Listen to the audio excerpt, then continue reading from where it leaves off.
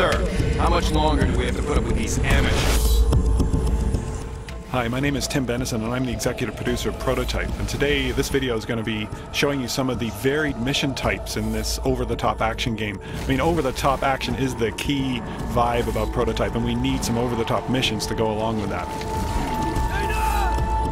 So the first type of mission we're showing here is a rescue mission, which involves a chase, and it shows Alex's locomotion abilities going after this leader hunter. It's a major chase through much of Manhattan, and you really got to keep on your toes to keep up with him. Now, one of the cool things about this chase is you've got the military after you as well, and they finally catch up to both you and the leader hunter, and there's this giant battle in the streets of New York against some pretty heavily mutated creatures. So we end the rescue scenario with some heavy combat that shows off some of Alex's attack abilities. You see him doing the giant karate chop move with the blade arms, which is one of the attack powers. The cool thing about these brawler hunters is they can actually throw stuff at you. Now, the next mission type, we're showing some of Alex's stealth consuming abilities here. He's trying to get into a military facility here, and he needs to assume the identity of a soldier. And here he's doing the patsy move. Once he's inside the military base, he can actually fake that another soldier is actually Alex Mercer and get the AI to take out an enemy. Now he's trying a more direct approach here to get access to the commander. The commanders have special abilities like artillery strikes. Here we're going to destroy a base, which is one of the objectives of this mission, by using the artillery strike ability of the commander. Roger, ground forces. Clear targets, ready to fire. So the next mission type we're showing here is Disable. Now, the military has deployed this new technology through the city to try and take out some of the infected, and you're trying to destroy them.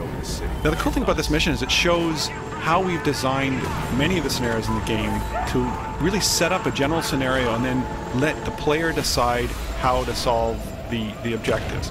You've got all these tools at your disposal in the abilities that Alex Mercer has. And we found that the strongest missions in our game were the ones that let the player decide how to approach each particular problem. So you see all the varied techniques that the player is using to take out these different pieces of equipment here. It's amazing the variety of gameplay we get out of this kind of mission design.